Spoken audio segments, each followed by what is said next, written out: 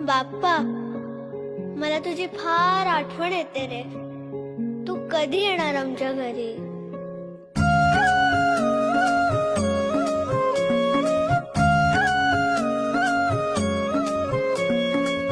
देवा तुझ्याच साठी उघडून दार, वाट पाहून झाली फार. चिंता हरून देवा थकला असणार, दे माझ्या खांद्यावर